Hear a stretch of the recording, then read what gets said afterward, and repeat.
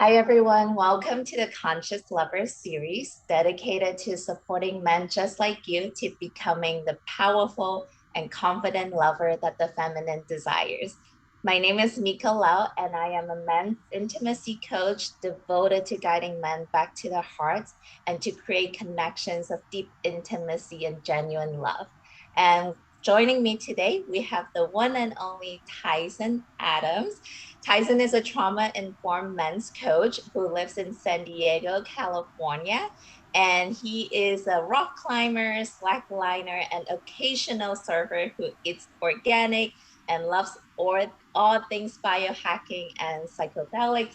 And he has intricate knowledge of shadow work and depth in psychology. And he specializes in working with men and sexuality, things such as porn, ED, performance anxiety, premature ejaculation, sex addiction, and becoming multi-orgasmic.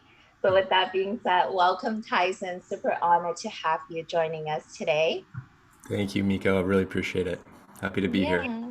Mhm. So Tyson, why don't you open up and share a little bit more about your journey, your story, and how did you get to doing the work that you do today? Sure. Yeah, I think I could start anywhere, but where I'll start is a lot of men ask me, how did you get into men's work? And I didn't get into men's work a traditional way. I got into it because of a medical emergency. So I was living in Southeast Asia for about a decade, and I had used a spermicidal lubricant condom, and it actually set off a series of events in my body that created a mystery experience, and it was extremely painful. It was really scary, and ultimately it woke me up a lot. And so I had to go on a pretty crazy journey. I was in hospitals through Bangkok and India and America and Mexico, all over, and nobody could really figure it out. They thought it was bacterial infection, they thought it was STDs, they thought it was kidney, bladder, all of these things, but nothing really solved the issue. And so I had to, in this process, give up everything. I had to give up sugar and alcohol and coffee and masturbation, and then of course also pornography in that process, because it was so painful to touch my own body. I became sort of a prisoner in my own body, and that process taught me so much about myself, and ultimately was the door that opened up into what now is working with men in and around sexuality. So, yeah, so from pain and fear came the path that I'm on, and the way in which I assist men. Yeah. Wow, what a story. I can just imagine the discoveries that came along with all of that, visiting all these different hospitals and doctors all across Southeast Asia and then in the United States. And I truly believe that as well. Pain oftentimes is the thing that serves as a catalyst that really opens up so much for us to discover about ourselves. So I'm curious, what are some of the biggest discoveries that you learn about your body, your sexuality when you underwent this amazing journey? Yeah. So what I noticed is that the medical field, whether it's east or west, they throw they throw pharmaceuticals at these issues and problems. And because of that, it plummeted my testosterone to dangerously low levels. And in that space, I actually had some of the darkest and most depressive, even some suicidal thoughts in that place of having such low testosterone. So the building back of my own health and my own sexual well-being came with a tremendous amount of patience and courage and investigation, and really tuning in and sitting with the ways in which I was spiritually bypassing and using even spiritual practices, but also meditative practices, and then also pornography as a way to really not tune into the actual emotions that were in my body. And so it required me to sit, and it also required me to not touch myself and not to use my penis as a means to feel better. And ultimately, that was the biggest discovery. What I discovered was that there are two primary ways that men can relate to their penis and to their sexual energy. And one is to feel better when they're sad or sick or bored or angry or scared or anxious. And we often just go to that because it's easy and it works. It works well. And I always say to men, there's nothing wrong with that. It's not about good or bad or right or wrong or, sinful or anything like that. But there are consequences to leaking our sexual energy or to masturbating too often or too much. And so on the flip side of using our penis and our sexual energy to feel better is we can also use it to better feel. And so the way in which I describe that is more of a demonstration. So it's most men masturbate sort of in this secrecy and silence and shame. So it's just this contracted, like, kind of a chew, like just a little orgasm, and they're just gripping hard, and it's just this really intense thing that they're doing. And then they go about their day and they just clean up really quick and whatever. Versus a completely different way of relating to sexual energy, which is the process of connecting mindfully to your sexual energy when you are feeling in alignment and you're feeling good, so that when you come into that experience when you're masturbating, it's and it's a full expression with the universe. Yeah. Oh, that's so beautiful. So the first way, from what I'm hearing you say, I can imagine that vital life force energy, sexual energy, it's being ejaculated out into the universe. But on the second one, it's like it's allowing that energy to almost cycle within our being and allowing it to rejuvenate the body of a man. Is that what I'm hearing you Yeah. say? Yeah, absolutely. Yeah, and some of the practices that I teach men are not just moving from mindless into more mindful practices with masturbation, but also learning their own physiology. So, understanding the perineum region. So the perineum, that space between, your testicles and your anus, there's a lot of different spots there. There's one underneath your balls, there's one in the middle, and then there's actually a front, a back, left, and right in your anus. And when you're squeezing that particular region in the body, if you can learn to isolate it, you can learn to actually move energy from your root up the front channel, up the side channels, up the back channel, and then up the middle channel of your body. And what's so cool about these investigations is I was taking these Eastern practices, these things that are more Taoist or tantric, and I was bringing them into the science lab. So I'm putting a neurofeedback cap on my head and then hooking it up to the computer, and then I'm actually looking at the brain waves that are created from doing these sexual transmutation practices. And what I've been noticing, and what's visible to see, is that when you're squeezing the perineum and you learn to draw that energy up the spine and into the brain, what it does is it releases gamma waves in the brain, which actually synchronizes all of our brain waves, alpha, beta, gamma, delta, and it also synchronizes our peripheral and central nervous systems.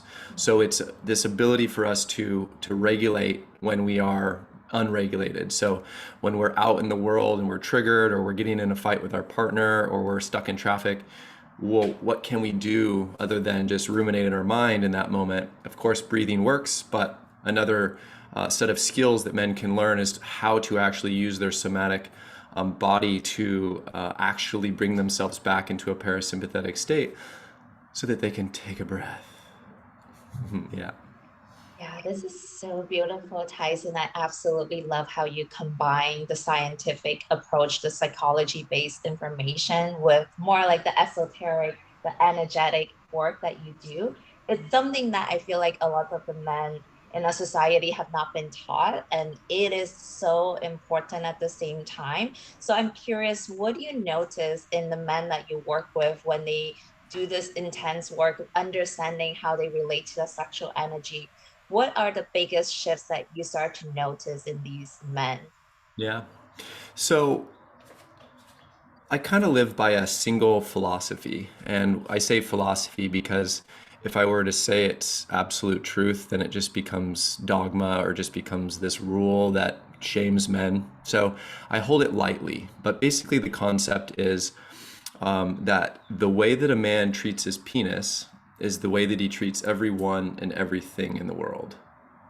So to unpack that, what I basically am getting at here is that if a man is unconsciously using his penis as a means to feel better, meaning he doesn't realize that, so he's using his own body as a means to feel better, then what ends up happening is that there's a part of the psyche that gets projected outwardly. And so then he uses his partner as an extension of that means. So she becomes that, or he becomes that means to an end as well. It's the way that we treat the natural world, so the way in which we actually treat the environment, and it's also the way in which we do business. So if we're treating ourselves as a means to an end, then there is a noticeable, I noticed it in myself first, and then as I've worked with men, I've noticed it in them as well, which is to say that when we stop using ourselves to feel better, then we naturally stop using our partners. And so how that relates to intimacy and most especially codependency is that, you know, often you'll have one party, for example, myself, using myself to feel better, and then another party, let's say a woman, she's using herself and her sexual energy to feel better.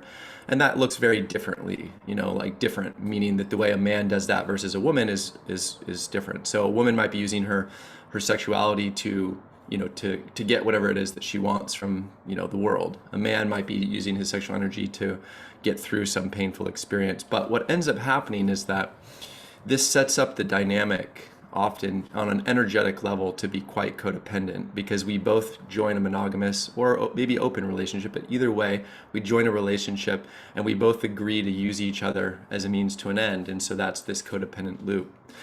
Now, the difference between that vibrational frequency and an interdependent relationship is if I'm only connecting to my sexual energy and my sexuality when I'm in a good mood and I'm doing it to feel even better, then that's the imprint that I bring into the relational context. And same with, let's say, my partner. And if she's doing that with her journey, then as these two solo practices come together and they unite into a partner practice or into a partner experience, then what we have is not a using of each other, but where we actually are healing one another. So let's say I'm in a partner situation and a woman has her legs around me. In that process, my actual sexual energy can be drawn up the spine and into my mind or into my forehead, third eye, or even kissing. And then that can actually transmute into her experience and her body and energy and down into her. And then from her energy can come into me. And you can actually move the energy either way. You can move it from you into her down or from you up. And the reason why that's beautiful is because then what we're doing is we're taking all of the yang energy or the energies that we have to support our partner, and they have energies that they can use to support us. So we can actually begin the process of sending each other support to certain organs or to each other's hearts, and we can begin the process of actually healing one another as opposed to having these crazy battles where we're just fighting all the time. It's such a beautiful image, and I'm a very visual learner. So, Tyson, as you were describing that, and I've heard this somewhere before, like when they say people having unconscious sex, it's almost like we're plugging into each other's sockets, like taking from them, taking their energies, and not so much giving and being in this generous offering as well, being in this cycle that you just mentioned. So that's the picture that came up to my mind. And this is so, I feel like once we understand this, once we learn how to master conscious sexuality, I feel like it can be very rejuvenating and healing in all aspects. Did I cut out for a second, Tyson?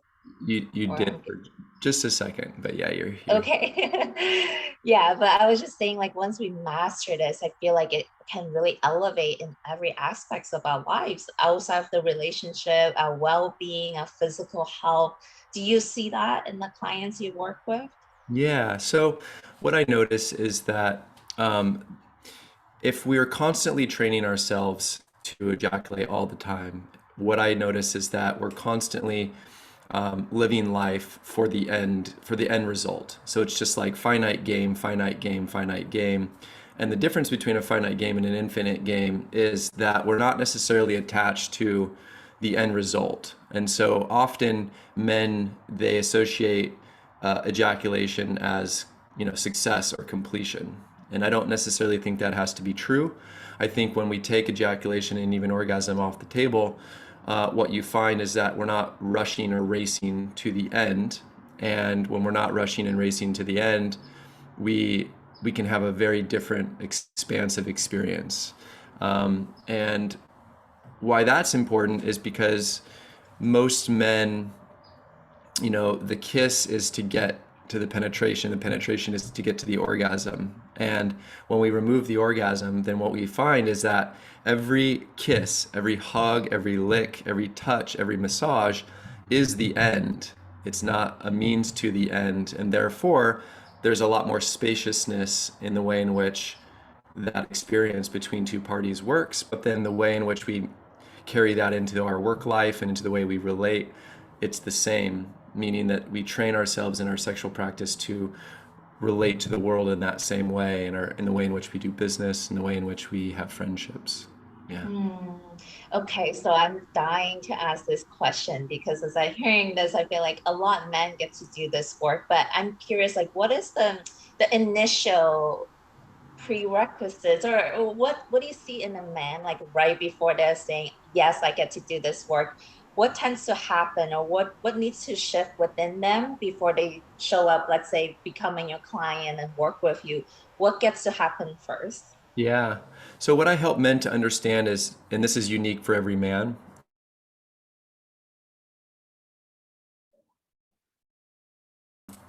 so the cost is different for every man. So for some men, um, that might be that they're sabotaging their ability to have full energy to carry on with whatever their entrepreneurial venture is. For other men, it might be that they're not, because they're connecting, let's say with pornography or some other way, they're not connecting to their partner, so connection is lessened. So every man has to really sit down and really through it very logically, like, what does not having this energy in my body cost me? Does it cost me creativity? Is it costing earning potential? Is it costing me time? Is it costing me connection with my partner? And once they can kind of see the cost, then they can logically say, well, what would I have to gain by actually stepping into a more mindful place with this? And then from there, you can begin to kind of see that. And so if a man can look logically, then he can actually begin to make a decision that's not necessarily emotional, but that's rooted in sort of rationality. Now, once they step into that place of moving into the actual practices, um, there's resistance often because they think that they're going to get it on the first try, and it just doesn't. That's not how it works. But what I'm really trying to get men to relate to is thinking about masturbation as a death practice. So what I mean by a death practice is, if this was the last time that you were going to masturbate, how would you go about doing it differently than the way that you do it now? So what I do is I lead a man into a meditation.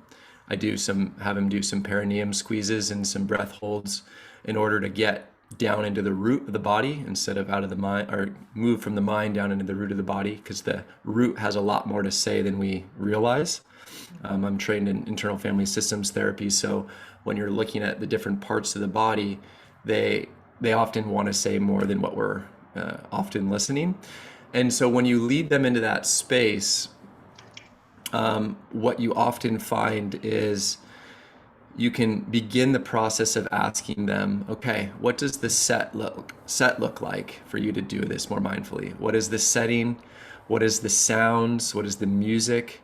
Is there some incense, some candles? Is there some lubrication? What do you use? What do you not use? How is the room messy? Is it clean? Are you indoors? Are you outdoors? Like, what speed would you go at, and what vibrational frequency would you be emitting from? Would you do this in silence? Would you actually be more vocal? Would you be in a rush? Would you just go straight for it? Or would you maybe massage the body a little bit? And what you find in that process is that, although a lot of men say, well, these are really like feminine practices, or, oh, these are really like, what are we doing here? And what I will say is that that's the problem. That's the problem that we as a society need to understand, which is that as a man, like, our masculine, feminine energies are effectively at war with each other inside of ourselves, which is often why, like, an uber masculine man projects his feminine or his anima outwards, and then he needs to have a partner to fulfill that. So as we become more balanced within ourselves, what we see is that we all have a nurturing, sensitive, and part of us, whether we're masculine or feminine, or excuse me, male or female, that actually desires to be touched in a kind, gentle, and loving sort of way. And then when those energies balance out, we're not so objectifying in terms of the way in which we behave outwardly. And we approach sex with less neediness and more groundedness because we're not outsourcing our pleasure to somebody else, because we know how to actually please ourselves, and we can learn to communicate those to our partner so that they can meet us in that place as well. Mm. Yeah, thank you so much for giving us a glimpse of how you guide your clients, because I was just about to ask you that question. And I hear that you do a lot of work that guides these men to almost like drop from the head back into the body, heightening the senses and allowing them to be more aware of their own body in that way through those description that you had them answer and those questions. Yeah. Yeah. Yeah. And it can be really tricky because one of the things I also do is I do mirror work with it. And one of the things is when you get it naked in front of the mirror, Mhm. all of the shame comes, all of the self-criticism, all of the ways in which we're really hard on ourselves are visible in the way in which we can either hold our own gaze and be curious by the person in front of us, or whether we're trying to hide from that image. And the more that we can develop a loving, kind relationship with our image and our actual body and our actual presence, the more comfortable we'll feel as the lights, don't necessarily need to be off, but they can maybe be on, and then we can be more connected to our partners with our eyes open and really, track them and really create a safe experience. And we can still have an animal, like, crazy, like, fucking kind of experience, but our hearts are involved in the process because we're still capable of having the range of like, let's go to it, to like the soft, gentle carezza where maybe we're just hanging out, making love for hours, but we're not necessarily, going to have this really crazy sex. So as we develop these different ways of being with ourselves, then we can have a more higher range or higher frequency form of sexual connection with our partner. Mm. I'm sitting here, I'm just like getting so turned on by everything that you're describing. This planet gets to have more lovers like the one that you're describing, because that just makes everything so much more fun and juicy and heart-centered. Yeah. Yeah. Yeah. And like a lot of men think, oh, if I do these sensual practices, does that mean that I'm not going to have that edge? And I'm like, absolutely not. I mean, the more you can connect into that animal inside of yourself, the more you're going to be free to go from really intense passion to dropping in and really seeing and being seen. Yeah. Yeah, and I'm also just so grateful, Tyson, that you touch on this specific topic as well. I feel like the society has so much focus on um, empowering women to love their bodies, but not so much as much for the men. So I'm so glad that you brought that up. So we're wrapping up for today's conversation. I'm curious if you have one thing that you would love to say to our audience, anyone listening right now, they're feeling so drawn to saying yes to doing this work, but they may be on the edge, they may be a little hesitant. What would you say to these men? Yeah. A lot of men enter self development because they want to earn more money. And so let's just stipulate that these practices are in direct connection with your earning potential. The more sexual energy that you can hold in your body, the more you are magnetic and the more you are able and capable to attract in an abundant way. So I always kind of say to men that money will not come if it has no place to go, which means that we actually have to have a vision for where it's going to go. But then I also say to men that if money has already begun to come, but it has no place to go, then there will never be enough money. And so when I think about sexual energy and sex and its relationship to money, then I always help men to see that correlate, which is if we are using our sexual energy as a means to an end, then we're using money as a means to an end. But the reality is we're never going to have enough money in order to actually accomplish whatever that is. So where we become satisfied and whole beings is in our sexual practice and in our ability to show up and be a good lover. And the rest, the money world and the business and all of that takes care of itself once we get in alignment with who we are and where we actually learn to love ourselves.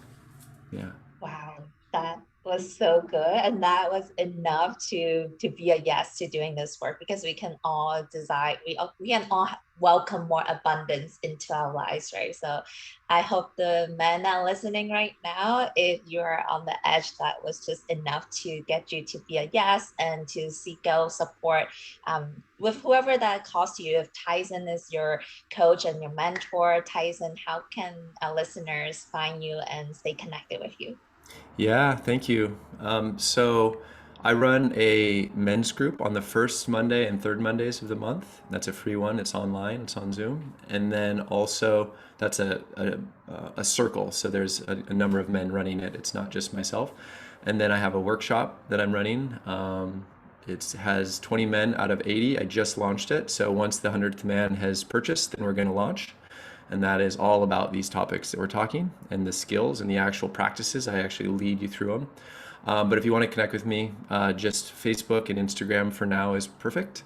You can find me at Tyson Adams, and on Instagram, Tyson Adams, and then two underscores. Yep. Beautiful. Tyson, I just want to say on behalf of the men tuning in, and just thank you so much for having been through your own journey and now sharing your gifts and your expertise out there, awakening other men to becoming the conscious lover that lives within each and every one of them. And cannot wait to see all of you again tuning in on our next conversation. Yeah. Thank you, Miko.